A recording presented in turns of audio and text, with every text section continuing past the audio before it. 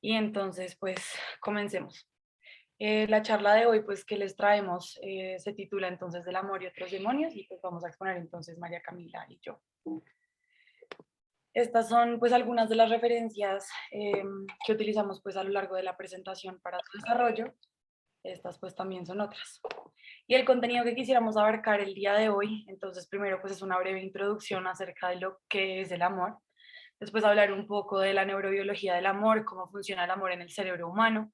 Luego un poco entonces de la neurobiología de la adicción y si eso no compatible con la neurobiología del amor. Vamos después a hablar un poco acerca de la teoría del apego y cómo esta está relacionada con las relaciones amorosas. Vamos a hablar acerca del amor patológico. Vamos a hablar de los rasgos de personalidad y cómo estas impactan en la relación de una pareja. Vamos a ver algunos signos de alarma y pues para finalizar unas conclusiones y unos mensajes para llevar a la casa. Listo, perfecto. Entonces, primero vamos a comenzar con la introducción y quisiera entonces que nos preguntemos entonces qué es el amor. A lo largo de la historia, pues muchos autores han intentado resolver esta pregunta y quizá hoy por hoy sea una pregunta que no tenga respuesta, pero quisiera entonces comenzar con esta frase. Me parece que Gabriel García Márquez es uno de los autores que más ha escrito acerca de este tema. Quizás no será el más experto, pero me parece que tiene unas referencias muy buenas, entonces se las voy a leer. Y yo me pregunto si alguna vez ha sido real. Creo que es lo más irreal que existe. Yo no quiero estar cerca del poder. Es el poder el que siempre quiere estar cerca de mí. No es que los presidentes me busquen. Lo que quiero decir es que esa materia literaria que es el poder, siempre me sale al encuentro. Y tal vez yo identifico mucho mejor que otras personas. El poder no es solo el de los presidentes. El poder está en todos los niveles. Y si tú te pones a pensar, yo no he escrito una línea que no sea sobre el poder y sobre todo sobre el más poderoso, importante, grande y eterno del amor, de todos los poderes, que es el poder del amor. Listo. Entonces, en ese sentido, ¿qué es el amor? El amor entonces se describe como un sentimiento abstracto y universal que es experimentado por la mayoría de las personas en múltiples maneras según su contexto, su historia, su desarrollo interpersonal y muchas más variantes. En la antigüedad, los griegos se dedicaron a buscar distintas maneras de entender y explicar qué es el amor y cómo cada ser humano lo experimenta de maneras tan diferentes, tan complejas y tan distintas.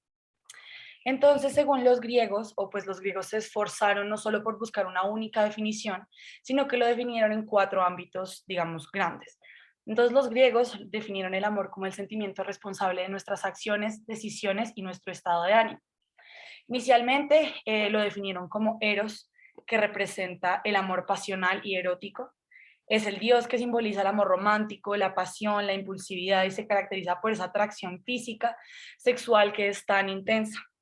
Después tenemos a Filia, que es el amor al prójimo que en general busca el bien común, que se expresa a través del respeto, la solidaridad, la cooperación y el compañerismo, y se caracteriza por ser desinteresado y se alegra cuando el otro está feliz y está bien. Después tenemos Storge, que es el amor fraternal, amistoso y comprometido. Es el amor que crece a lo largo del tiempo y se caracteriza por ser bastante leal y protector hacia el otro. Y finalmente tenemos ágape, que es de donde viene la palabra apego, y es denominado como el amor más puro e incondicional que existe. Se refiere al amor que nutre, a ese amor que es generoso, que es consciente de sus deberes, un amor espiritual y muy profundo cuya prioridad es el bienestar de su ser amado. Pero ahora bien, no solo para quedarnos con una única definición de una única cultura, ¿qué es el amor para la cultura china? Es bastante interesante. Este es el carácter que representa el amor en chino, que se describe como ai, y digamos que lo componen cuatro aspectos principales. El primero, y es el que vemos, digamos, en la parte de arriba, representa una mano. ¿Qué quiere decir? Esto habla de que el amor es el sinónimo del poder, que representa que el amor viene de arriba, que es algo que está por encima del ser humano y que es incluso mucho más grande y está mucho más allá de la comprensión del ser humano. El segundo punto representa un techo. El techo quiere decir que el amor llena tanto el cielo como la tierra y es la esencia del todo, es decir, que sin el amor no existiría ni el cielo ni la tierra. El tercer punto es el corazón. El corazón representa entonces que todo amor necesariamente tiene que venir del corazón y que sin el corazón el amor no podría existir, explicando que ese órgano vital, la vitalidad del ser humano, no sería posible sin el amor. Y la última parte representa una mano sujetando un látigo que representa que el amor también es sufrimiento. que el amor es sinónimo de vulnerabilidad y que para la cultura china el amor también representa sacrificio. Bueno, gracias, Gaby. Entonces continuamos con un poco sobre la neurobiología del amor. ¿Cómo es que funciona el amor en el cerebro humano? Para eso, quiero que se monten en esta escena que les voy a narrar. Están ustedes con alguien más, ¿sí? Quiero salir. Bueno, ya las 5, ¿no? 4. Apenas si pudiesen apagar los micrófonos. Bueno, entonces volviendo y retomando, tenemos esta escena. Ustedes están con alguien extraño. Entonces, son dos extraños, no se conocen, no se distinguen ni por el nombre, si acaso sus rostros hacen alusión a recuerdos de alguien más. Pero esos dos extraños, por alguna razón, deciden conocerse. Y el tiempo se detiene, el corazón se acelera, y las manos sudan y las risas se prolongan. Y entonces vienen esas famosas mariposas en la barriga, y luego los nervios al escuchar su voz, y la sensación de calor que invade todo el cuerpo, y entonces se aprenden su color favorito, y se vuelven hiperatentos a cada movimiento, a cada necesidad, a cada deseo que te manifiesta. Y entonces los días, las horas, los meses pasan, y te hacen falta cuando no estás. Y podrías sucumbir incluso a la tristeza, pero te recargas de alegría al verle de nuevo después del trabajo. Y esa escena no es una aislada, no es algo que yo les esté aquí narrando de idea romántica, es un fenómeno que nos sucede como humanos y a lo que también podríamos llamarle el amor romántico. Y después de esta breve introducción, entonces, ¿qué es lo que está pasando tras bambalinas? ¿Sí? Entonces, básicamente tenemos varias etapas en el amor romántico. Tenemos tres, que sería la primera, la atracción, que es esa primera etapa en donde hay una atracción física, empieza el coqueteo, las miradas, los olores, los sonidos, ¿sí? Y dura más o menos 6 meses. Después tenemos esa segunda etapa, que sería el amor pasional, en donde podemos observar incluso síntomas como pérdida del apetito o aumento en el apetito, dificultad para conciliar el sueño, dificultad para concentrarse, sudor en las manos, esas mariposas también en el estómago, y la pérdida del uso crítico. ¿Eso qué quiere decir? Empezamos a idealizar a la persona. Si decimos, no, esta persona es increíble, es lo mejor que me ha pasado en la vida, ¿sí? Esta etapa usualmente dura de 1 a 4 años. Y ya después viene el amor perdurable o el amor verdadero que le llaman algunos, en donde ya no está esta intranquilidad de pronto que tenemos en un primer momento, sino que llega la calma, llega la paciencia, llega esa tranquilidad que nos da el otro. Hay una cuarta etapa, ¿sí? Que sería la etapa de la ruptura amorosa, en donde pues vemos mucho estrés, disminución en la actividad cerebral incluso, y algunos estudios muestran que si se hace una comparación con imágenes funcionales, se podría asemejar incluso a individuos con depresión. ¿Sí? Entonces vemos esto que aquí les planteo en este pequeño poema, y entonces llegan todos estos sentimientos de melancolía, de tristeza, ¿sí? Y entonces vamos a desglosar también un poquito esa neurobiología. Bueno, se cree que el amor romántico o amor de pareja se va a desarrollar a partir de los mecanismos neuronales para el cortejo que se ven en otros mamíferos. Ambos son métodos para la elección de una posible pareja. Este en específico, el amor romántico, es parte de un sistema de apego romántico que en últimas, si estamos hablando exclusivamente desde una perspectiva evolutiva, podría haber sido desarrollado para escoger a una pareja que ofrezca la mejor posibilidad para la supervivencia y éxito de la descendencia. Obviamente, pues en este caso tenemos que aclarar que en nuestra sociedad actual los vínculos románticos no tienen como único fin la procreación, ¿sí? No obstante, pues digamos que la mayoría de teorías neurobiológicas van a surgir a partir de esta teoría evolutiva. Entonces se hace un poco interesante, de hecho, como la especie humana es una de las pocas monógamas que lo hace por un acuerdo sociocultural, ¿sí? Y una de las razones para esto sería el hecho de que los bebés humanos necesitan un periodo mayor de cuidado comparado con otras especies.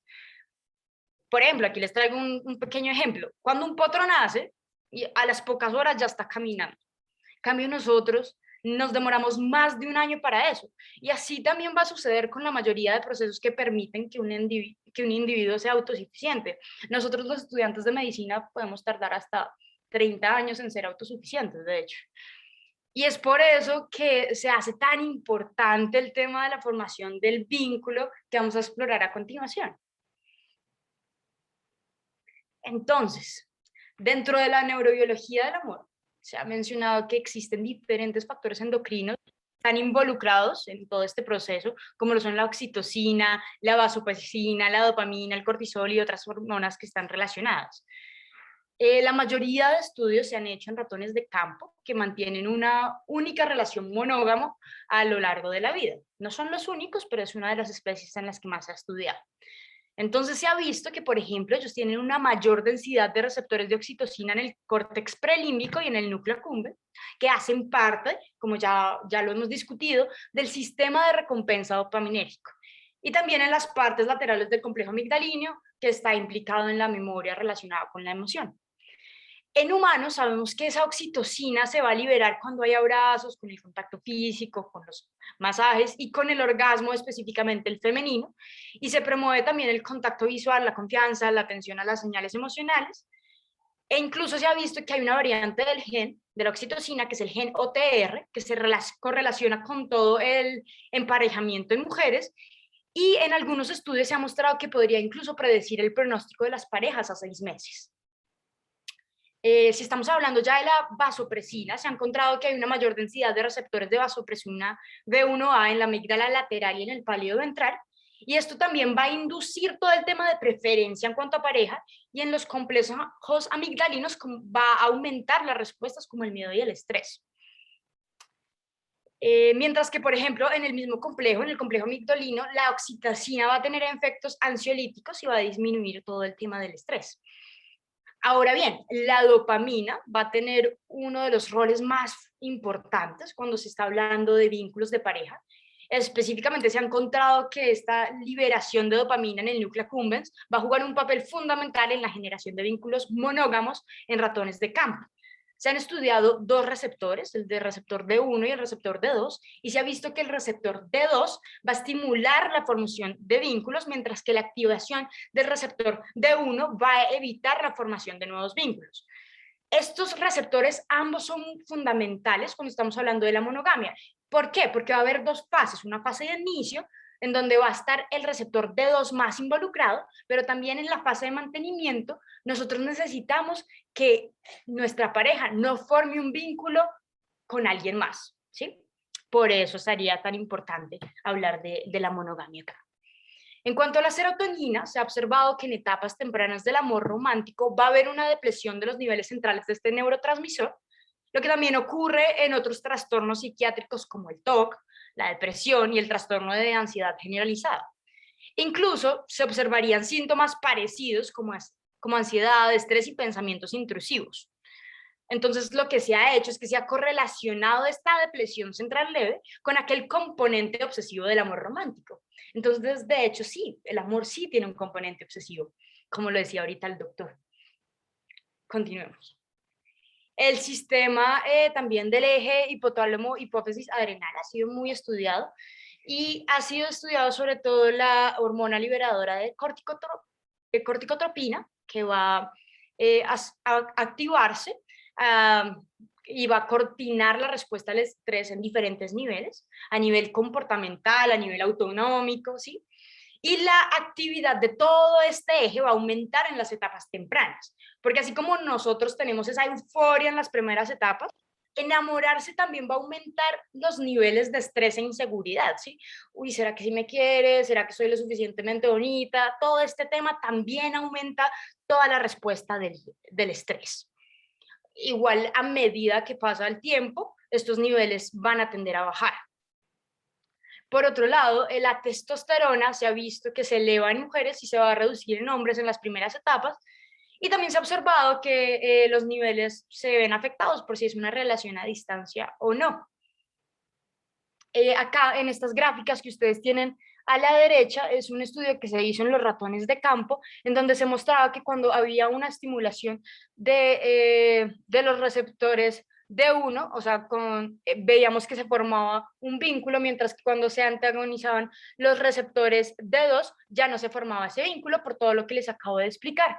Y en la derecha también vemos como lo mismo, solo que en este específico momento del estudio no habían tenido ni siquiera relaciones sexuales los ratones de campo, pero aún así, si se hacía un agonismo sobre el receptor D2, igual se establecía un vínculo.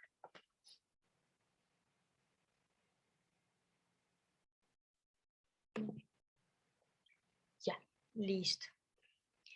Pues finalmente en diferentes estudios de resonancia funcional se ha encontrado que cuando alguien mira al ser amado, se van a activar diferentes circuitos cerebrales, como son sistemas límbico de recompensa, el área tegmental ventral, el núcleo accumbens, el caudado, la ínsula, la corteza cingulada dorsal anterior, el córtex prefrontal dorsolateral.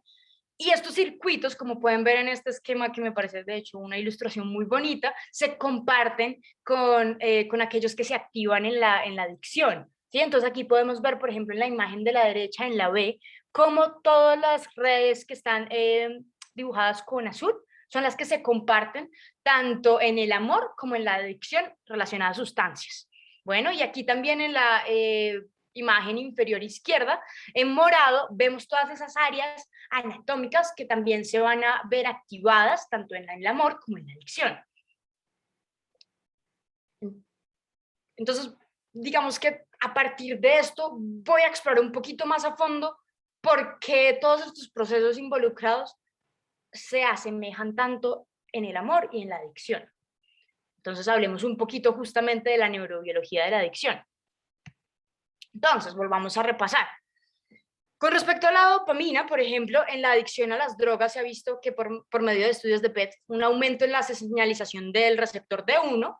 Además, se ha visto que todos estos comportamientos asociados a la búsqueda y el craving específicamente por cocaína se van a inhibir con la activación farmacológica del receptor D1. Es decir, no solo la activación de este receptor reduce el impulso de buscar la recompensa y no solo como la formación de un nuevo vínculo amoroso, ¿sí? Sino que también se ha visto que, por ejemplo, la activación del receptor D2 en el núcleo accumbens va a ser gratificante y va también a impulsar o intensificar el aprendizaje basado en la recompensa en las adicciones. Además, se ha visto que cuando se le administran anfetaminas a los ratones, o sea, una regulación a la alta de los receptores D1 en el núcleo accumbens, que va a simular esa regulación vista en la formación de vínculos de pareja. ¿Sí? Como tal, el sistema opioide endógeno se ha estudiado muchísimo en las adicciones, sobre todo porque modula los efectos de gratificación con respecto no solo a las sustancias, sino a la comida, al agua, al sexo, ¿sí? Y este sistema tiene 3 tipos de receptores, MOR, DOR y COR, o mu, delta y kappa, como le quieran decir, y tiene diferentes ligandos que van a ser las endorfinas, encefalinas y neorfinas, ¿cierto?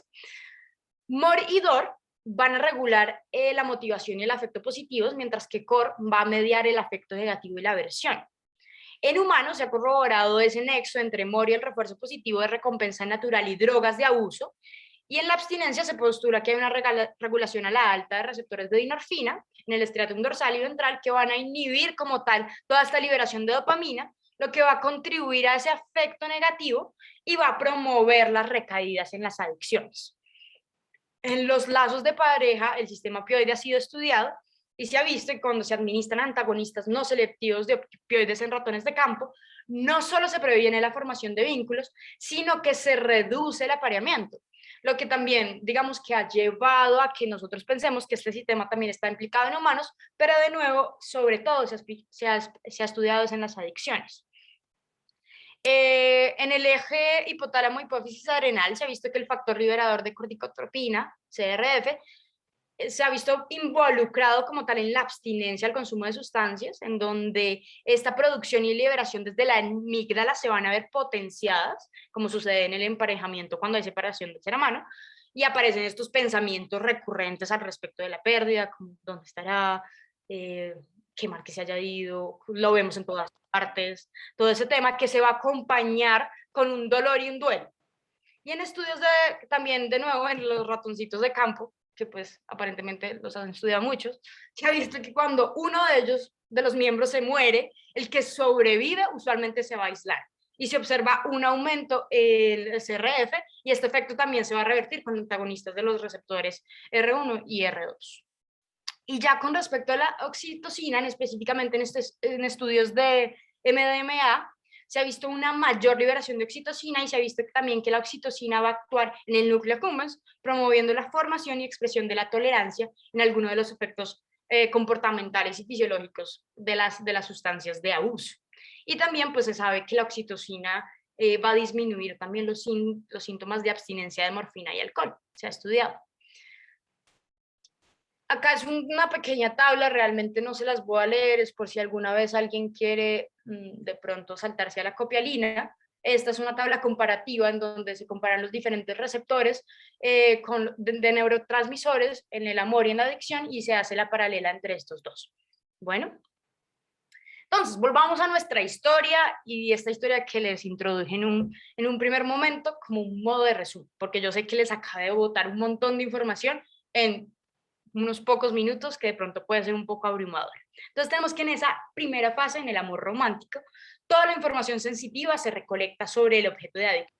Entonces serían las miradas, no por eso es que nos acordamos del olor en específico, del perfume que usaba, las palabras que dijimos, el ambiente de la primera cita, las experiencias sexuales. Y esto con una sustancia sería el sabor, el olor, la experiencia de la droga, el contexto en el que se toma. ¿Sí? Cuando pasa esto se va a liberar dopamina en el núcleo accumbens y van a hablar y van a aumentar todas las pistas que predicen la recompensa. Entonces se van a activar los receptores de uno para la selección agresiva que les hablaba en la etapa de mantenimiento y los receptores de 2 que van a ayudar con ese incentivo positivo para la formación de un vínculo. En los procesos adictivos se activa amor, que es ese receptor opioide, con la recompensa experimentada y todo el sistema opioide va a entrar a interactuar con la dopamina que se liberó y el sistema de oxitocina para coordinar una respuesta positiva, ¿sí? Luego, en una pareja, los encuentros sociales van a hacer que se libere la oxitocina, la vasopresina, estas van a entrar a interactuar con la dopamina en la vía dopaminérgica mesolímbica, y esto también va a hacer que nos volvamos hiperatentos, ¿sí? A todas esas experiencias sensitivas, tanto con una pareja como con una sustancia, ¿sí? Además de promover todos estos comportamientos de cuidado en torno a una pareja. Listo. Y entonces ahora un poco relacionado con el tema del cuidado, vamos a hablar entonces de las teorías del apego y cómo eso está relacionado con el amor. El apego entonces puede definirse como el tono emocional entre el niño y su cuidador, que en general pues va a tender a ser su madre. El niño entonces va a buscar y se va a aferrar o a agarrarse a esa persona que lo cuida, que más frecuentemente lo cuida. Va a ser entonces esa fuerza central de motivación para el niño y al crear ese estrecho vínculo afectivo entre madre e hijo se forma una interacción humana que es tan esencial que de hecho se describe que es necesaria para el desarrollo y el funcionamiento de la personalidad. El apego entonces se desarrolla de manera gradual y el bebé quiere estar entonces con su persona preferida. Es decir, que va a preferir estar con esa persona con la que percibe como más fuerte, más sabia, y esa persona que realmente, y lo más importante, que es capaz de reducir su ansiedad. Es decir, que con ese sentimiento de seguridad va a poder disminuirle estos síntomas que realmente el bebé experimenta como ansiedad. Muchas veces el apego tiende a confundirse con la unión y la realidad es que son términos completamente diferentes. Entonces la unión podríamos definirle como ese sentimiento de la madre por su niño, es decir, que no va a ser como tal una fuente de seguridad, sino que de hecho pues es como ese vínculo que de hecho en los estudios se describe que cuando ese primer contacto piel a piel se da es mucho más fuerte, específicamente es mucho más fuerte cuando se da inmediatamente luego del nacimiento.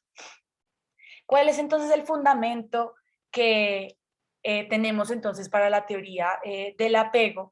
¿O cuál es entonces es el fundamento? Está en la teoría evolutiva de Darwin, quien entonces describía que instintivamente a lo largo de la evolución los padres van a tender a proteger a sus hijos. De hecho, pues se describe que la descendencia animal se apega a su madre en un periodo crítico inicial, que de hecho se describe que es muy similar a ese periodo crítico del apego en humanos. Entonces después tenemos las fases del apego que también fueron descritas por el señor Bowlby, que es quien nos describe la teoría del apego. Tenemos entonces primeramente la teoría de la fase del preapego, en donde se da entre el nacimiento hasta las 12 semanas de vida, en donde el bebé se va a orientar a su madre, va a seguirla con sus ojos, cuando escucha su voz va a tender a girar hacia ella. Luego tenemos la construcción del apego que se da entre las 8 a 12 semanas hasta los 6 meses, en donde el bebé se vincula con una o más personas y no únicamente con su madre, que pues están en su entorno que le brinden ese mismo sentimiento de seguridad. Después tenemos el apego definido, que es desde los 6 meses hasta los 24 meses, en donde el niño llora y muestra signos de angustia cuando se le separa de su madre o de la persona que lo cuida, y al ser devuelto tiende a aferrarse y pues obviamente deja de llorar, pero tiende a aferrarse mucho pues como con ese sentimiento de sentir que puede volver a perderse. Y ya está por último la cuarta fase, que es a partir de los 25 meses, en donde la figura materna se independiza, se establece una relación madre-hijo mucho más complejo, en donde el niño pues debería tolerar la separación de la madre sin angustia y poder explorar el mundo libremente. Ahora bien, esto no es lo que ocurre siempre. Ainsworth nos describe lo que es el apego inseguro y describe de hecho los tipos de apego inseguro. Ella básicamente los divide en 3 grupos. Lo divide en el tipo de apego inseguro evitativo, que básicamente se da después de una crianza brusca o agresiva que tiende a evitar el contacto íntimo con las personas. Este tipo de apego va a tender a quedarse siempre cerca al cuidador en lugar de aproximarse ante una amenaza. Luego tenemos el inseguro desorganizado, que se da cuando los padres han sido ausentes emocionalmente y tienen estos padres antecedentes de abuso durante su infancia, y ellos de hecho tienden a ser muy bizarros o a tener comportamientos muy extraños cuando se sienten amenazados. Ainsworth lo describe como la forma más grave de apego inseguro, y de hecho habla de que es precursor de trastornos de la personalidad y fenómenos disociativos durante la adolescencia y el comienzo de la vida adulta. Y finalmente, entonces tenemos el tipo de apego inseguro ambivalente, es en donde se presenta una dificultad muy grande para el juego exploratorio, aunque no haya peligro, se va a tender a agarrar a sus padres, que digamos que esto ocurre porque han sido bastante incoherentes o han tenido conductas bastante incoherentes durante su crianza. Ainsworth entonces nos describe también estos estilos de apego desarrollados a partir de la teoría del apego acerca de las 3 formas finales de apego de madre-bebé, y esos modelos de apego iniciales van a entonces predecir cómo van a ser las relaciones amorosas en el adulto. Entonces, digamos, a esa proyección de las relaciones amorosas en el adulto tenemos también 3 tipos de apego, en donde está el seguro, en donde el niño se va a sentir seguro de explorar el mundo aun cuando la madre esté muy lejos. Esto básicamente nos lleva a un adulto en donde en sus relaciones amorosas va a tener una relación negativa o va a tender a evitar el daño, va a tener una relación positiva con la búsqueda de novedades y la dependencia en cuanto al sistema de recompensa, y adicionalmente va a ser una relación construida a partir de la cooperación y la autotrascendencia. Después tenemos entonces el estilo de apego evitativo, en donde el niño tiende a evitar a su madre tras un periodo de distanciamiento, sea corto o muy largo, que sea asociado a conductas abusivas o negligentes del cuidador. En este caso, entonces, vamos a tener una relación amorosa en el adulto en donde va a haber una relación muy negativa con la búsqueda de novedades, y por lo mismo, como su nombre lo dice, va a tender a ser muy evitativo hacia la búsqueda de relaciones amorosas. Y finalmente tenemos el ansioso ambivalente, en donde la ansiedad y el estrés va a estar muy presente cuando se separa del cuidador y se asocia mucho a las malas habilidades de los padres durante la crianza. En este entonces vamos a tener un adulto con una relación positiva con la evitación del daño y la búsqueda de novedades, sin embargo una relación negativa con la autodirección o autodeterminación, que se va a relacionar mucho con el desarrollo del trastorno límite de la personalidad. Ainsworth adicionalmente amplió las observaciones de Bowlby y demostró que la interacción madre-bebé durante el periodo de apego influye significativamente en la conducta actual y futura del niño. Y de hecho habla de que el contacto estrecho con el cuerpo de la madre cuando el bebé lo señala o la llama se asocia mucho con el desarrollo de la seguridad en sí mismo del bebé. Y de hecho se habla de que los bebés a los que su madre ha respondido a su llamada, ha respondido a su llanto, no crean dependencia del abrazo cuando el niño crece, a diferencia de aquellos en los que su madre pues ha sido ausente. Además, describen entonces que las madres insensibles crean bebés mucho más ansiosas. ¿Y por qué? Porque el apego sirve para reducir la ansiedad y eso se denomina como el efecto base segura. Eso básicamente es el efecto que permite que el niño se aleje de las figuras de apego y explore el mundo. Y aquí hay un concepto muy importante que es el objeto transicional que fue descrito por Donald Winnicott, que básicamente son esos objetos a los que se apegan los niños, que puede ser su osito de peluche, su manta, cualquier objeto al que el niño se pueda aferrar, que lo acompaña y le da esa seguridad mientras explora e investiga el mundo. Ese sentimiento entonces de angustia de un niño durante la separación realmente se ha estudiado y se percibe como ansiedad, y lo más importante en este punto es la habilidad de la madre para aliviar la ansiedad, que va a ser fundamental para el desarrollo adecuado del apego del que estamos hablando. Básicamente eso se resume en que el niño desarrolle seguridad en sí mismo versus en los niños en los que su madre ha estado ausente y no pueden desarrollar el apego, pues no desarrollen seguridad. Aplicaciones psiquiátricas, pues son muchísimas de las que podemos hablar acerca de la teoría del apego, pero los pacientes, digamos, en cuyo cuadro patológico se ha visto que procede de un apego temprano exagerado o patológico, en la psicoterapia pues puede intentarse reproducirse en el tratamiento y reconocer la manera en la que sus experiencias tempranas han interferido con su habilidad para lograr la independencia, sobre todo a nivel de las relaciones amorosas. De acuerdo entonces con la teoría del apego, el apego no se limita solamente a la infancia, y eso es lo más importante, sino que se extiende a todo tipo de relaciones, y no solo a las amorosas, sino a todo tipo de relaciones interpersonales y profesionales. Y los estilos de apego es muy importante recordar que por lo general son resistentes a modificaciones y cambios, es decir, que esas experiencias que no permitieron el adecuado desarrollo del apego durante la infancia probablemente sean muy complejas y complicadas de modificar más adelante. Entonces aquí recordemos los tres tipos de apego en el adulto que podemos tener o que se ven en las relaciones amorosas proyectadas en el adulto. Entonces en el seguro vamos a ver que estas personas tienen la capacidad de confiar, se evalúan a sí mismos como valiosos, como encantadores en una relación, y realmente pueden entablar relaciones estables y de confianza, y de hecho en los estudios se describe que son quienes mantienen más duración durante sus matrimonios y familias más estables. En cuanto a los ambivalentes, vamos a ver que tienen conductas y emociones súper inestables, que son supremamente dependientes y todo el tiempo tienen ese miedo al abandono y al fracaso en el amor. Y muy importante, van a depender del deseo para poder comprometerse en una relación. Y finalmente, entonces, el evitativo va a ser ese que desconfía y tiene menor intensidad en sus relaciones, es decir, que esta persona no va a poder sentir todo eso que describíamos inicialmente, todas esas mariposas en el estómago, el sudor, la falta de hambre, no se vea a esa persona que se ama, sino que vive en sus relaciones amorosas en menor intensidad. Y es quizá muy importante recordarlo porque se ha descrito que es la causa de amor obsesivo más frecuente. Adicionalmente, tienen menor intensidad y menor cantidad de experiencias amorosas. Adicionalmente, entonces esos adultos con apego ambivalente y ansioso, es muy importante que tienden a obsesionarse con la pareja romántica, son esos que desarrollan los celos extremos y tienen una tasa altísima de divorcios. En cuanto al apego evitativo, vamos a ver entonces que esas relaciones van a ser poco íntimas, que a menudo van a sentirse muy solas y asustadas por la intimidad, y van a tender a apartarse cuando su relación se torna estresante o conflictiva. Y finalmente, entonces, en el apego seguro, que es quizá pues el mejor de todos, van a estar muy involucradas en sus relaciones y tienden a comportarse sin miedo al rechazo y sobre todo sin afán hacia esa posesión por la pareja.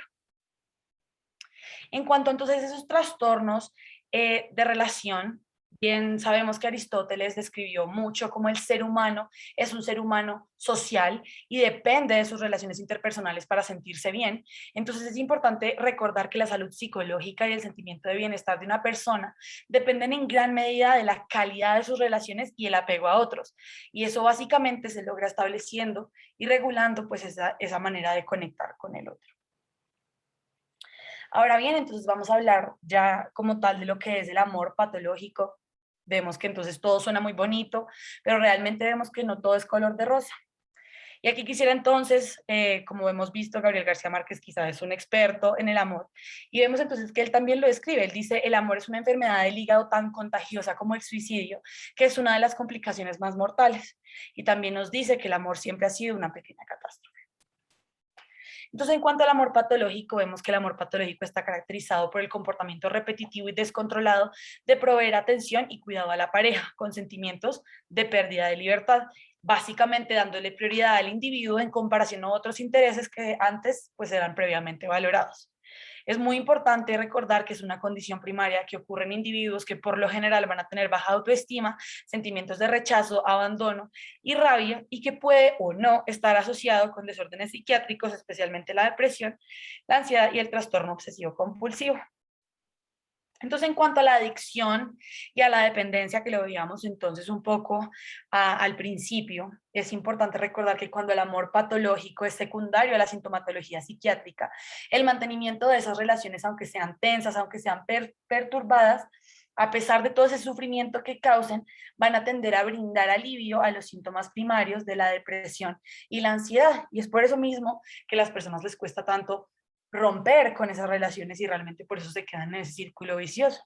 Como lo veíamos entonces, realmente es muy similar a la dependencia al alcohol y a otras drogas, y de hecho se han descrito criterios para identificar ese mismo amor patológico. Dentro de ellos tenemos signos y síntomas de abstinencia, cuando la pareja no está disponible, cuando se ha dado un ultimátum o está en riesgo de abandono, que haya una conducta de cuidado por la pareja que sea mucho más intensa de lo que el otro individuo quisiera que fuese, que haya una pérdida de control sobre el comportamiento al intentar reducir o interrumpir la relación, como lo decíamos, realmente la persona no se siente capaz o no puede realmente terminar con esa relación por más de que lo afecte, que pase mucho tiempo controlando las actividades de la pareja, que haya abandono de otras actividades que previamente eran valoradas y que haya un mantenimiento de la relación patológica a pesar de que hayan daños a nivel emocional, familiar, profesional y demás ámbitos en la vida.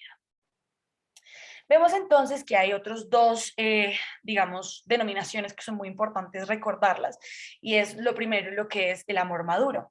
El amor maduro se describe entonces como la necesidad básica, psicológica, que va a estar compuesta por necesidad, generosidad, romance y compañerismo, y va a proporcionar un entorno de crecimiento en donde ambas personas van a sentirse motivadas para aprender, para trabajar, en donde va a aumentar el autoconocimiento, la autoestima y la salud mental, y va a permitir una relación de apego madura y segura.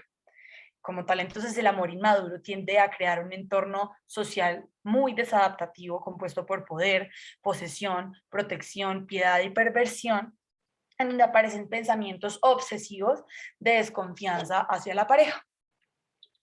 Entonces, ¿qué es eso del amor obsesivo? Porque decimos que el amor puede ser una obsesión, que realmente entonces cuando vemos lo que definíamos como un amor romántico inmaduro, presenta primero una invasión de la vida diaria de la otra persona, que evidentemente no es deseada o exactamente deseada por la otra persona, cuando hay una pérdida del control en conductas en repetidas ocasiones, y tercero, que hayan consecuencias negativas a nivel personal, social, profesional y familiar. De hecho, por su similitud con el comportamiento del abuso de sustancias, algunos autores lo han denominado no amor obsesivo, sino amor adictivo. Y como lo veíamos, el estilo ambivalente de apego es la causa más frecuente del amor obsesivo o el amor adictivo. Bueno, entonces continuamos un poquito con personalidad.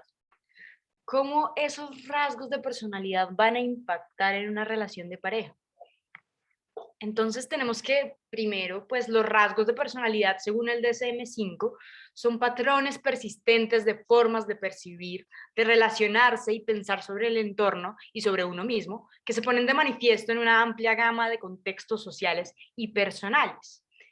El DSM-5 propone un modelo alternativo específicamente para evaluar los trastornos de personalidad, en donde se va a describir las patologías de acuerdo a dos criterios. El criterio A, que sería de funcionamiento de la personalidad, y el criterio B, que hace referencia a los rasgos de personalidad desadaptativos o patológicos.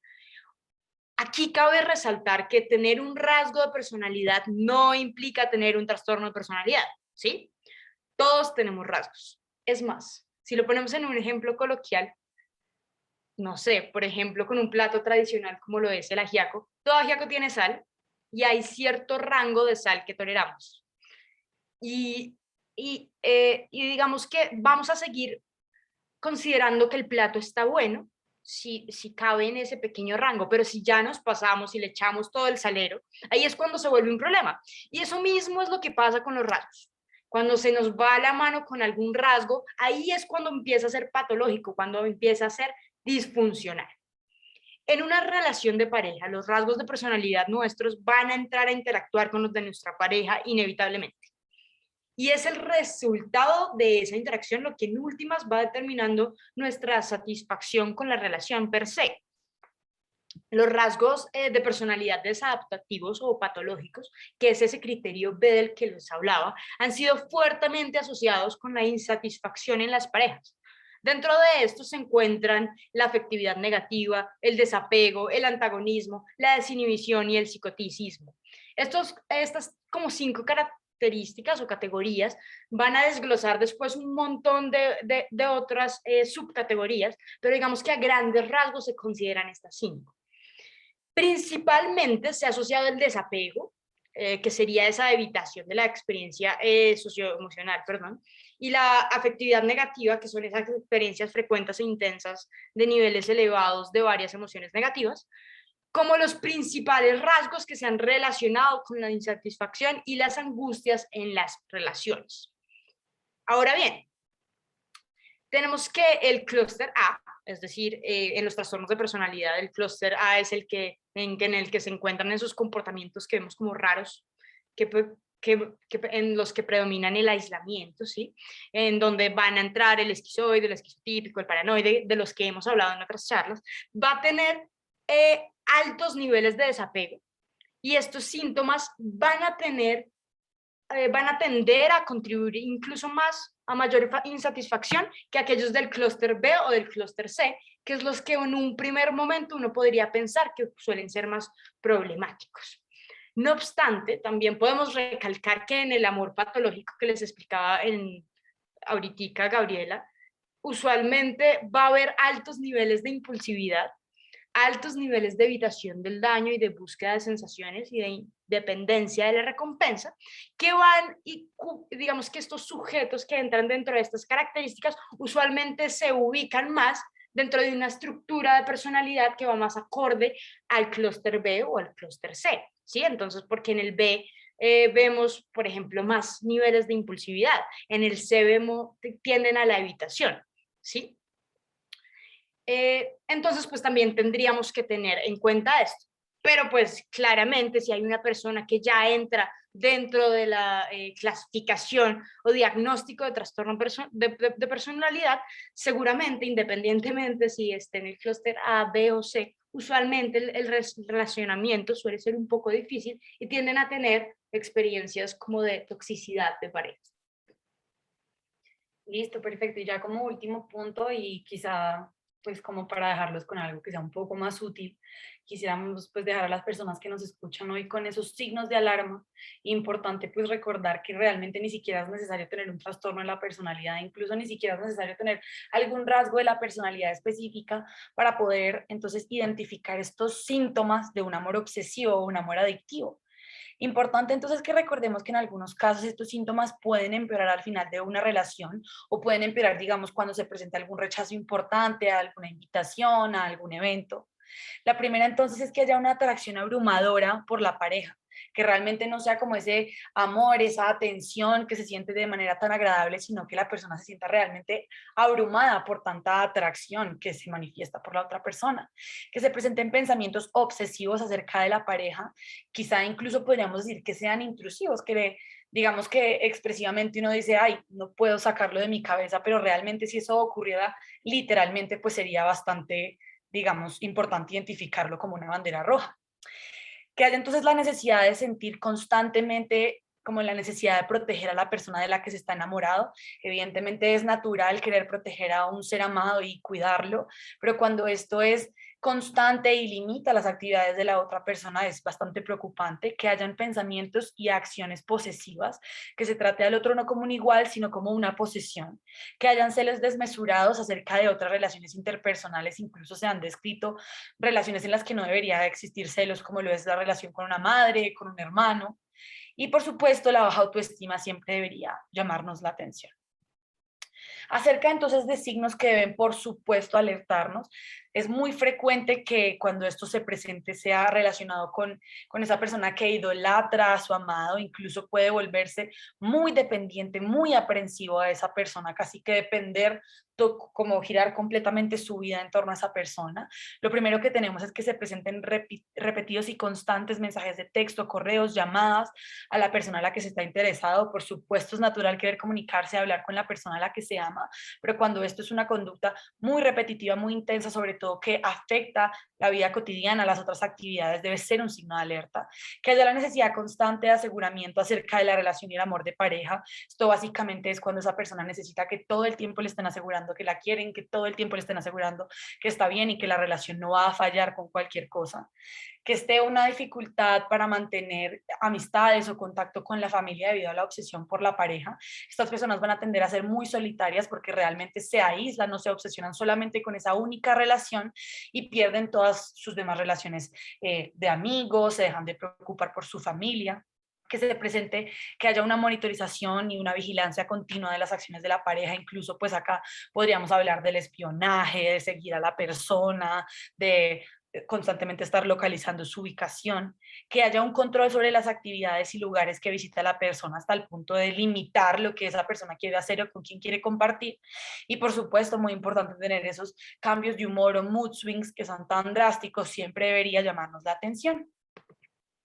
Y por último, quisiéramos dejarlos con estas breves conclusiones, con unos mensajes que se lleven a la casa pues el día de hoy.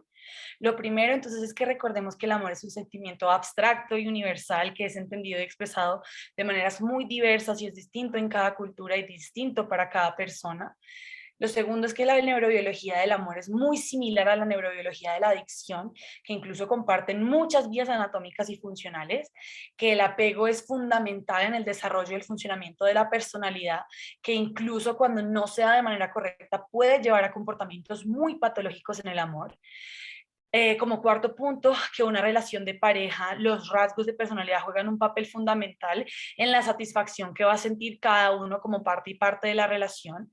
Como quinto punto es que el amor patológico está caracterizado por un comportamiento repetitivo y descontrolado de proveer atención y cuidado a la pareja. Y lo último es que es indispensable conocer los síntomas y signos de alarma para identificar esos amores patológicos y esas adicciones a otros amores.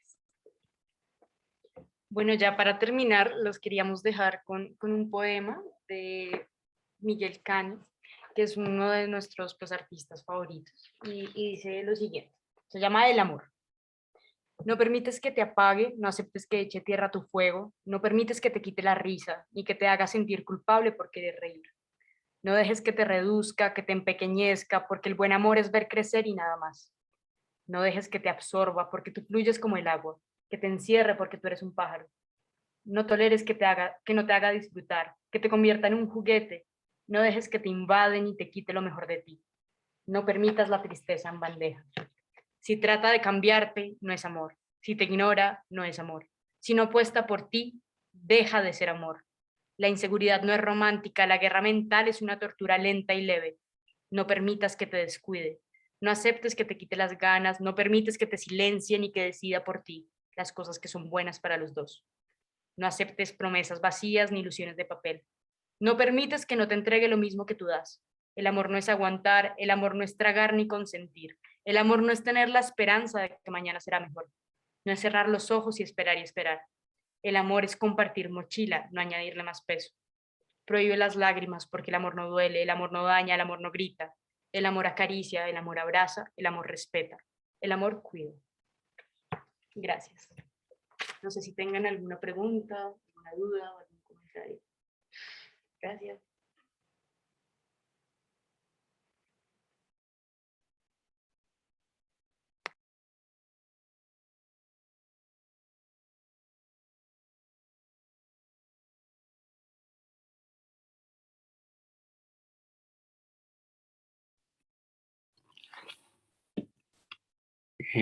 Gaby, Cami, muchísimas gracias por la revisión.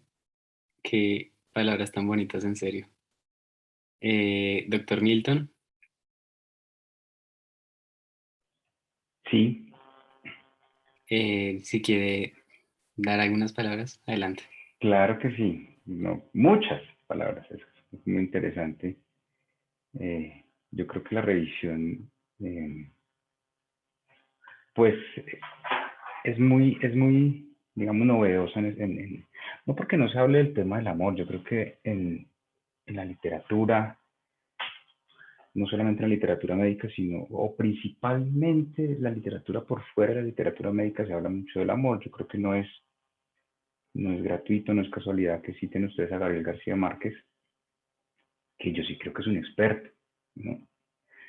Ahora la pregunta sería, ¿qué es ser un experto en este tema? ¿Mm? Los médicos en general, y tal vez ustedes me han escuchado decir esto antes, somos un espécimen raro porque nos volvemos muy positivistas, ¿no? Nos volvemos muy cercanos a lo cuantificable, al objetivo, a lo medible. Yo creo que eso no está mal. Yo creo que eso tiene que ver mucho con la forma en la que aprendemos la medicina, la forma en la que la medicina misma es. Por eso hablar de estos temas yo sí creo que es muy valioso. Yo creo que poder abordar esto en espacios como este del grupo de interés es muy importante.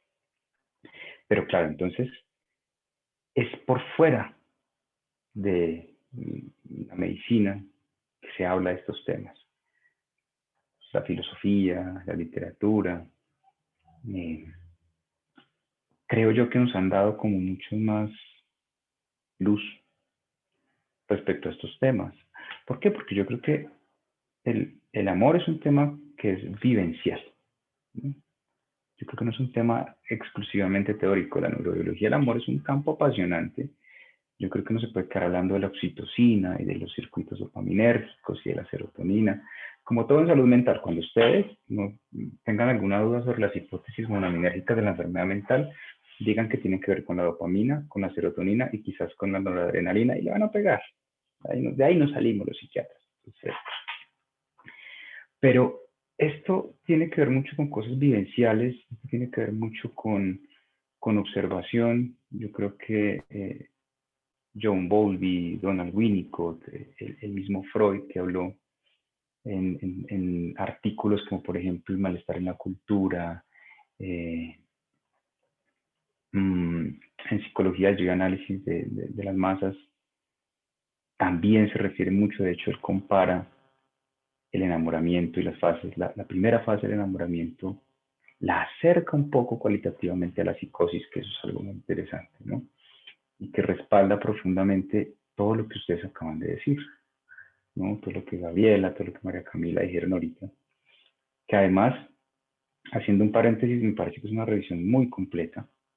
Me parece que es una revisión muy profunda y que me gusta que no se quedaron solamente en el cuento de la neurobiología del amor, ¿no? Que para mí es un cuento interesante, lo repito, pero que siento que puede llegar a ser un poquito reduccionista. Entonces, no está mal, porque siempre tenemos que estar pegados al cuerpo, somos mente y psiquismo, somos cuerpo y psiquismo, perdón, somos las dos cosas, y eso es algo muy valioso. Hay otra cosa que es importante que tengamos nosotros presente desde el concepto de la salud mental. No hay un ideal alrededor del amor, no hay un ideal alrededor de lo que es una relación de pareja, porque claro, cuando uno escucha esta revisión dice, pues estamos jodidos, ¿no? ¿Cómo hace uno para no caer en lo obsesivo del amor? ¿Cómo hace uno para no caer? ¿Cómo hace uno para tener un apego seguro? ¿Cómo hace uno? Sí, auxilio. Pero tranquilos, la invitación es un poco a entender que estos son ideales, punto. Muchas cosas de la salud mental, como yo siempre se los he dicho, no terminan siendo más que ideales, ¿sí? Claro, están todos los determinantes biológicos de este asunto, pero por otro lado, también está la subjetividad, también están las experiencias, también está lo personal, el uno a uno, ¿no? Ese combate cuerpo a cuerpo, que finalmente termina siendo todas las relaciones de pareja. Y digo cuerpo a cuerpo porque, claro, esto tiene un sustrato, esto tiene, como ustedes vieron aquí, un papel muy importante de algo que, por ejemplo, describió muy bien, se me olvida el nombre de este psicoanalista, que es el yo piel, ¿no? Que más adelante Bowlby desarrolla con la teoría del apego, y que hoy en día tenemos mucho más, de una manera mucho más objetiva que la oxitocina. Todo parte del contacto con el otro. ¿no? Todo parte de tener a la otra persona al lado. El amor no es una cosa teórica, ¿sí? Por eso les decía yo que hay que ser experto en este asunto. No, yo creo que esto lo que hay que hacer es vivir unas relaciones de pareja. Freud decía en Introducción al Narcisismo, que es un artículo muy bonito, que quien no ama enferma, ¿no? Y cuando él decía quien no ama enferma, hace referencia a que parte de lo que nos aleja de la psicosis, parte de lo que nos aleja del narcisismo primario, es tener la capacidad de cargar los objetos, es tener la capacidad de poner la libido afuera, ¿sí? Y retrotraerla, ponerla nuevamente en el yo cuando ese objeto se va. Entonces es muy importante evaluar en los pacientes y evaluar en nosotros mismos la capacidad de amar. De hecho, ese es uno de los criterios que siempre hay que tener en cuenta cuando miremos o cuando tengamos una entrevista con una persona, un paciente, y tratemos de considerar su salud mental y es que tanto esa persona tiene la capacidad de amar. Pero no solamente amar en términos de relación de pareja, que quizás es un poco lo que nos tiene aquí, ¿no? Sino la capacidad de hacer vínculos, la capacidad de querer a otro, la capacidad de meterse con otro. Incluso, y esto puede ser polémico, perfecto que se abra algún día el debate, incluso más allá de lo monogámico, ¿no?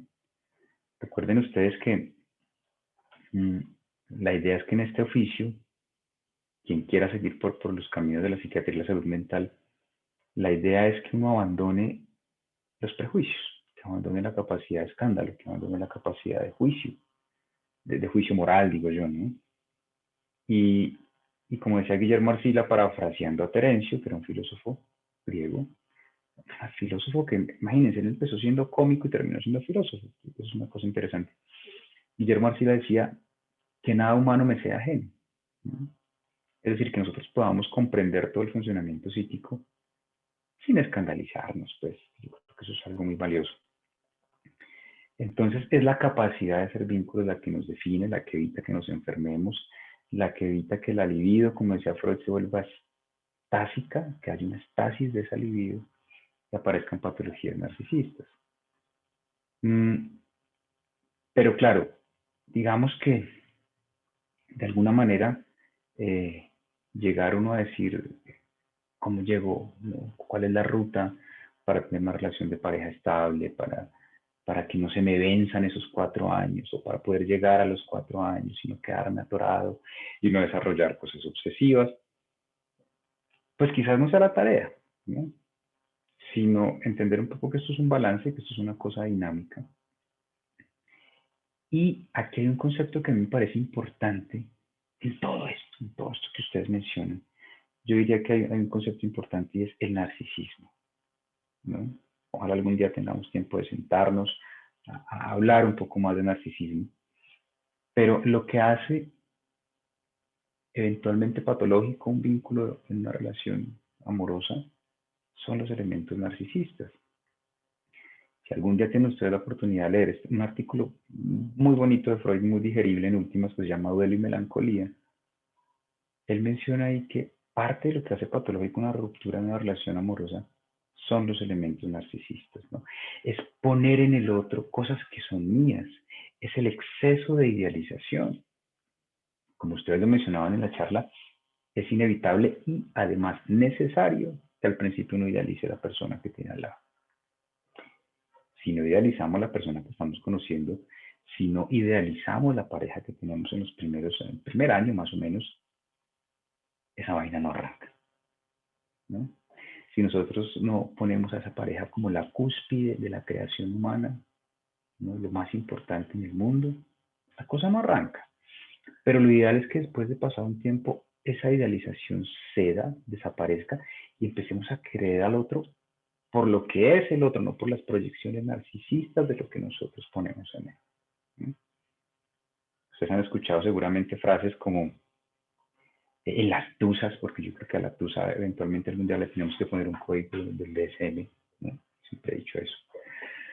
Pero ustedes han escuchado de pronto frases en personas que están atravesando situaciones de desamor y se fue una parte mía, ¿no? Es que se llevó una parte mía enredada. a propósito pues de todo lo poético, muy bonito, que además que le pusieron a la charla a ustedes. Detrás de esos discursos lo que uno tiene que ver es qué es lo que eso significa, ¿no? Los neuróticos muchas veces no sabemos lo que estamos diciendo hasta que lo escuchamos en voz alta. Eso es así de fácil. Y son entonces todos estos componentes narcisistas, ¿no? Investir al otro con las propias necesidades, investir al otro con las propias representaciones, proyectar en el otro cosas que son mías, lo que hace patológico la relación. ¿Sí? La dependencia no necesariamente tiene que tener una connotación negativa. Siempre vamos a depender de alguien. La pregunta es qué tan sana es esa dependencia, ¿no? El apego es una cosa animal absolutamente. Y volviendo sobre el tema del narcisismo, pues hay que ver que muchas veces en las rupturas amorosas, por ejemplo, hay algo muy interesante que pensaba yo cuando los escuchaba a ustedes hablar. Y es que una de las grandes dudas que queda cuando uno recibe pacientes con TUSA en el consultorio es el porqué de las cosas. ¿Por qué pasó eso?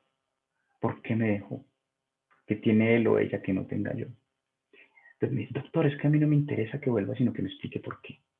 ¿Han escuchado eso? Seguramente lo han escuchado muchas veces. Incluso, no sé si a ustedes les gusta la salsa, pero hay una canción que canta Ismael Rivera que se llama Dime por qué, a propósito que, de hecho no es una composición de él, es una composición de Pedro García, que era un compositor colombiano que terminó haciéndole música a muchos cantantes de salsa en esa época, ¿no? Y el solo título de la canción ya nos dice cosas. Ustedes la leen, si quieren escúchenla ahorita, vayan, tapen una cerveza, se la toman, ponen Dime por qué Ismael Rivera y la escuchan. Toda la canción es una alegoría, mire, si usted quiere no vuelva, pero dígame por qué se fue. Es una cosa bien bonita. Y hay una frase en la que es como si uno dijera, mire, este es el primer paso para un proceso terapéutico y dice algo así como que quien sufre con resignación mata poco a poco el sufrimiento. Una cosa así, ¿no? Pero me acordé precisamente escuchándolas por eso, porque lo importante de esto es entender que entre más narcisista sea el vínculo, más tiende a complicarse toda la evolución de lo que es la relación de pareja. Bueno, creo que ese era como el comentario que quería hacer, perdón. Como les digo siempre que me invitan y siempre que los escucho, ¿qué nivel el de ustedes? Me encanta estar acá, me encanta escucharlos. Espero y creo que pronto nos vamos a reunir. Me parece que abrir estos espacios es muy importante siempre para que hablemos de cosas que no se hablan en los currículos normalmente. Para nosotros en el departamento, y sé y estoy autorizado a hablar en nombre del departamento, pues es un motivo de mucho placer y orgullo tenerlos a ustedes acá. Siempre los hemos considerado como una cantera. Espero que eventualmente algún día los podamos tener en la residencia.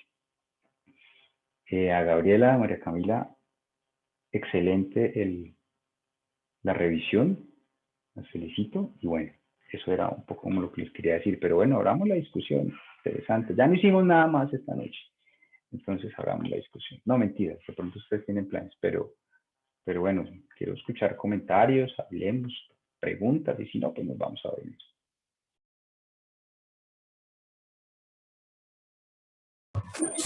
Hola, no sé levantar la mano en Zoom. Buenas noches. Primero, pues muchas gracias, muchachas, ¿Me escuchan bien? Y ahí se te escucha bien, Santi. Hasta los Pues buses muchas se gracias por la escuchan. charla, estuvo tremenda. Sí, ha estado un poco tortuosa la llegada a mi casa. Quería hacer una preguntita. A mí me parece muy interesante el enfoque que le dan a la parte de los trastornos de la personalidad. Y quería preguntar cómo, qué tan relacionado, qué tan común es ver este tema del amor, por ejemplo, en los intentos de suicidio no sé, el clúster B o el clúster C, porque pues de lo poquito que he rotado siento que es algo bien prevalente, pero no sé qué tan, o sea, qué tan real sea, qué tantas cifras hayan, que me parece como me da mucha curiosidad de eso.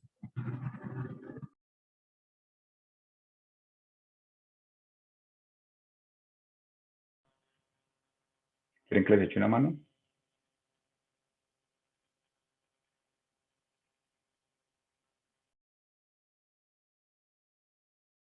Sí, por favor, doctor. Vale, listo. Bueno, esto es importante porque cuando uno mira conducta suicida y se va a la parte de lo que son los factores protectores, uno encuentra, los factores protectores y los factores de riesgo, uno encuentra la situación de pareja o el estado civil, ¿cierto? Y encuentra una cosa que termina volviéndose paradójica, pero pues que yo creo que si uno la pone a manera de calca sobre todo esto que acabamos de revisar, encuentra la explicación. Dentro de los factores protectores uno encuentra para la conducta suicida, tener una pareja estable y ojalá una pareja estable con hijos. Y dice, maravilloso, perfecto. Y entonces en la otra cara de esa misma moneda están los factores de riesgo, la viudez, el divorcio y la soltería. La soltería siendo más un punto intermedio que un factor de riesgo.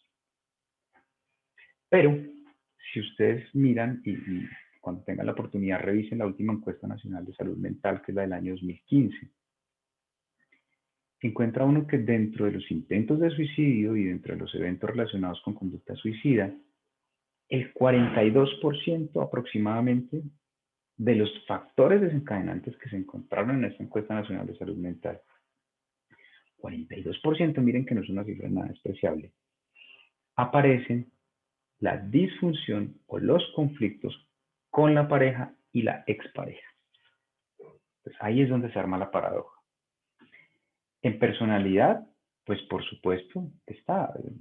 Ustedes lo explicaban muy bien en la presentación, esto es un tema más cuantitativo que cualitativo, porque todos tenemos rasgos de personalidad, ni más faltaba. Pero es sin duda, todo lo relacionado con las relaciones de pareja en el terreno de lo disfuncional es un factor de riesgo para suicidio. Y yo creo que es una cosa que incluso está subdiagnosticada. Yo me atrevería a decir que eso está por encima del 50%. No sé si Daniela está por acá. Lo hemos comentado estos días que estábamos rotando en la clínica. Prácticamente de los 18 pacientes que vemos que llegan, 10 con intento de suicidio, 8 tienen relación con los problemas de pareja y expareja. ¿Qué nos dice esto? Que hay que pararle muchas bolas, hay que prestarle una atención importante y hay que cambiar la concepción que nosotros tenemos de la tusa. Por eso mi chiste pendejo de ponerle un código de DSM. Es porque esto es un trastorno adaptativo, que si no se interviene a tiempo, desde lo psicoterapéutico, no le vamos a meter aquí ningún fármaco, puede terminar migrando a cuadros clínicos, a episodios depresivos, a trastornos por estrés agudo, a situaciones dentro de la conducta suicida. Entonces, es un llamado a decir, oiga, las tusas son serias. Las tusas psicodinámicamente son duelos. Punto. ¿Sí? Les repito, ojalá algún día tengan ustedes la posibilidad de leer Duelo y Melancolía para que entiendan que duelo no es solamente alguien muerto, ¿no? Es todo esto de lo que estamos hablando.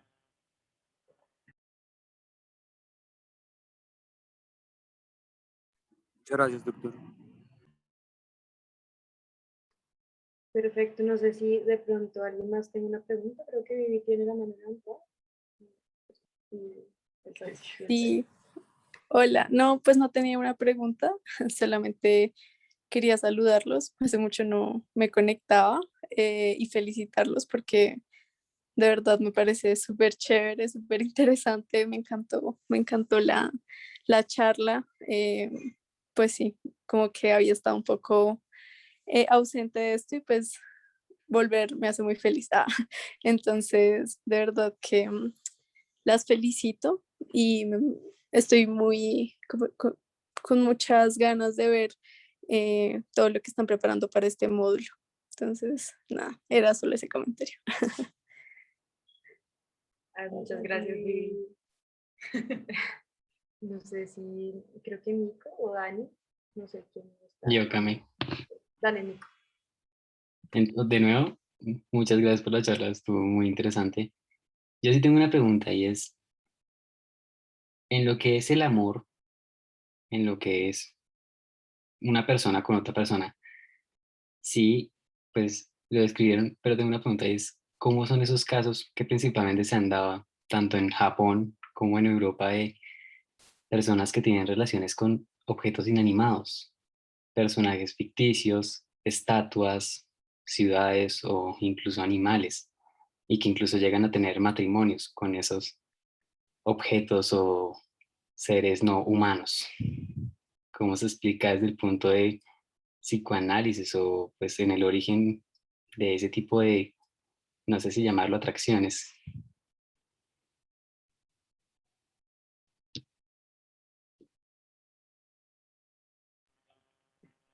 Doctor, no sé si Bueno, nos eso, puede tramar. eso es, perdón, ¿quién iba a hablar?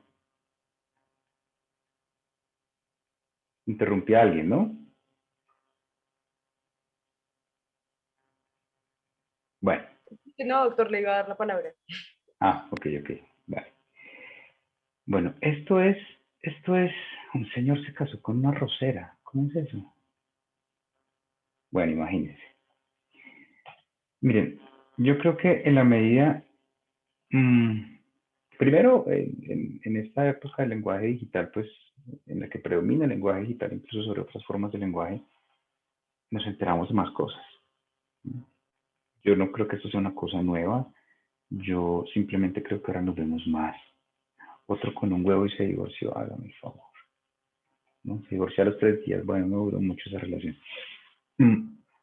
Pero lo que estamos viendo son manifestaciones muy antiguas, yo creo que tan antiguas como la humanidad misma, precisamente, y por eso yo les hacía énfasis en eso, de elementos narcisistas.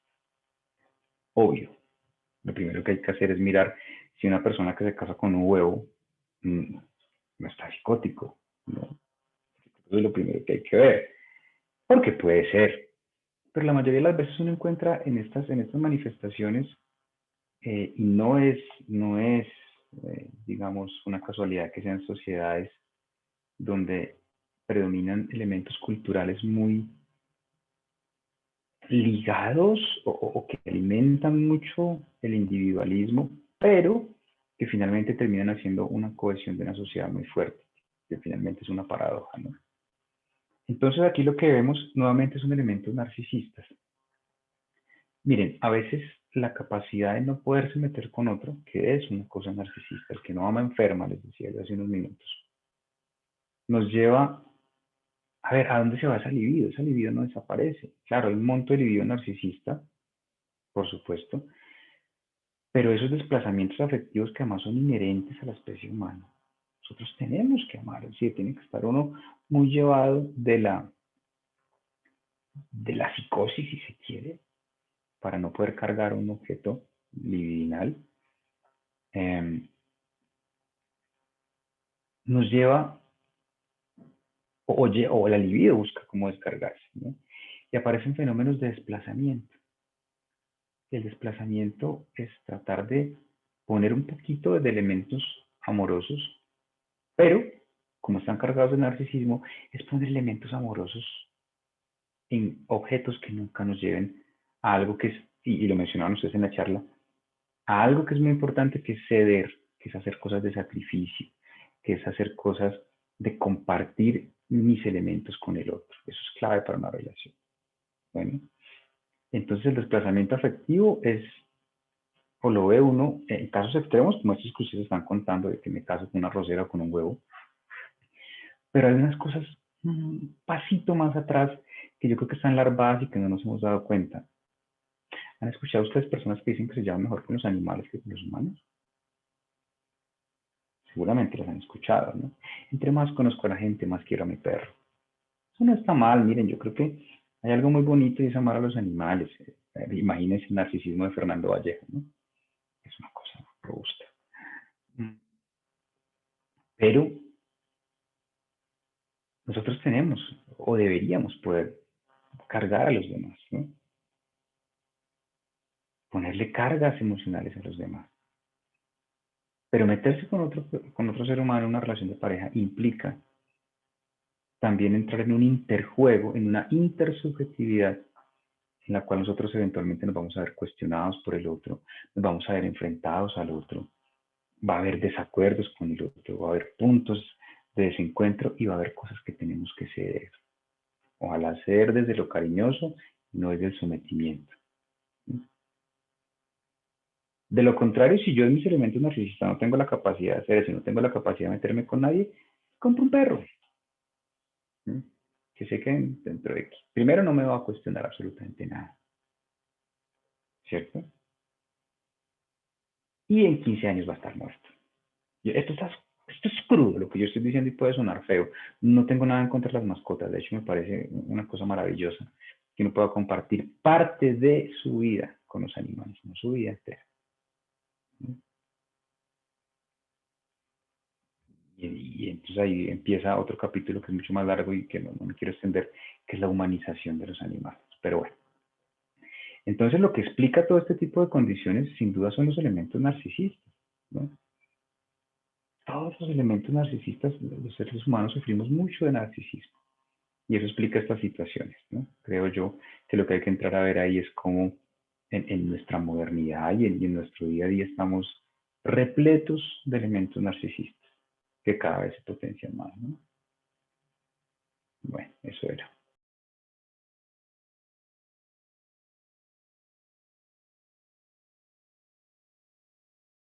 Daniel, muchas gracias, doctor. Dani, no sé si quieras hablar. Sí, buenas noches. Pues más allá de una pregunta, era un comentario también a propósito de la pregunta que había hecho Santiago y pues lo que respondió el doctor con respecto, digamos, a los pacientes que habíamos visto pues durante este mes en La Paz.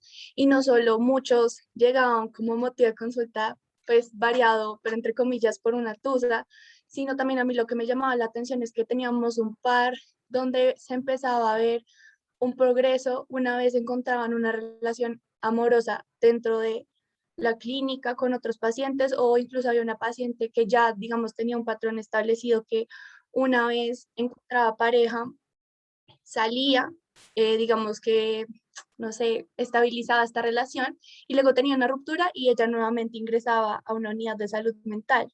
Entonces eso pues me llama mucho la atención también, como no solo pues las tusas y el desamor puede llegar a ser un motivo de ingreso a una unidad de salud mental, sino también como a veces el amor es tan importante que puede ser un motivo para pues mejorar.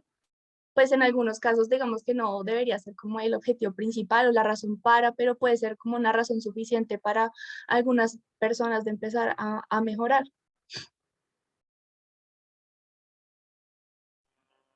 Sin duda es una función o una condición o como lo quieran llamar humana que es tremendamente importante, ¿no? Así como uno se enferma, también se mejora cuando hace vínculos, ¿no? Miren, parte de las cosas que uno mide en los procesos de psicoanálisis o en la psicoterapia con los pacientes, y digo mide, por favor, no entre comillas, porque nosotros no tenemos unas escalas, o no deberíamos tener unas escalas tan rígidas. Uno de los signos de mejoría que uno mide es la capacidad del paciente de meterse con los demás. Hay pacientes que ingresan a análisis y después de un tiempo dicen, ve, me conseguí una pareja.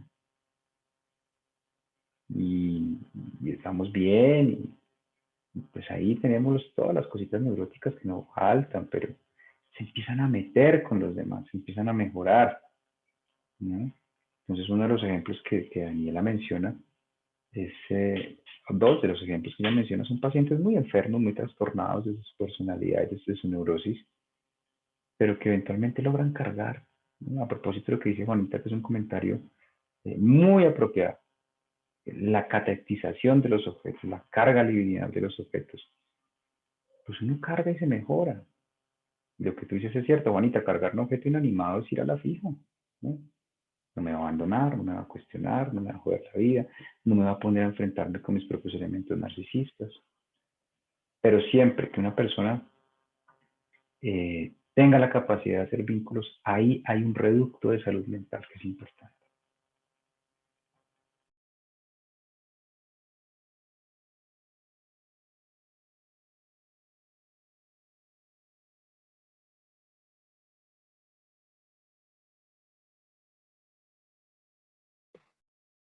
Listo. Muchas gracias, doctor, otra vez. Alejo, no sé si quieras hablar. Pues más que hablar era como hacer un comentario. Que Cuando estuvimos en La Paz, creo que tuvimos un paciente que era con personalidad límite y nos llegó a nosotros como porque tuvo la pelea como con la novia, con la esposa, que terminó colgándose en un parque y llegó como con un intento de suicidio. Y a raíz de esto como que la esposa le dijo como no, venga, volvamos a hablar, venga, arreglemos las cosas, y como que a raíz de, digamos, como de, que, de ese acto que él tuvo, pudo como arreglar entre comillas con la esposa, pero era muy relacionado a lo que se ha venido hablando de estas personalidades de pronto de clúster B, clúster C, que tienen que ver mucho en los pacientes límite, que muchos los veíamos en La Paz, y que ustedes han dicho llegaban como en lo mismo, eh, pues hacían ciertos, no sé cómo decirlo, como de pronto shows o estos grandes actos como de demostración hacia la otra persona y se volvía ya tirando al obsesivo de pronto. Y entonces me parecía curioso que me acordé de ese paciente que creo que lo vimos con Cami, si no me equivoco, y con el doctor Milton también. Y era como de esos pacientes límite que nos llegaban y que teníamos estos shows y estas cosas alrededor de la misma pelea que tuvo con la pareja. Y ya.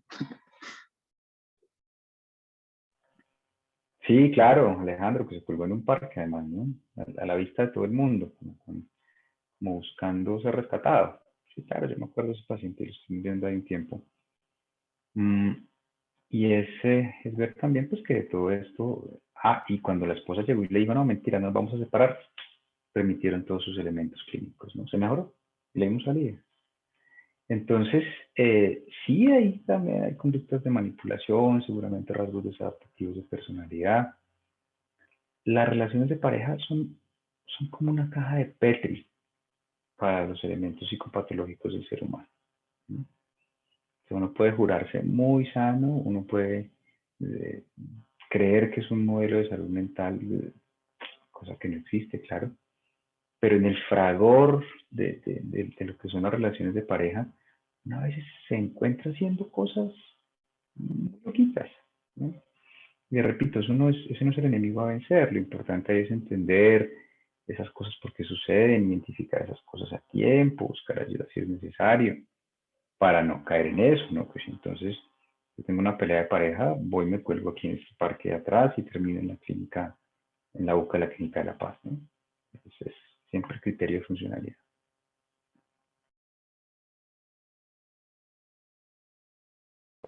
Muchas gracias, doctor, y muchas gracias, Alejo.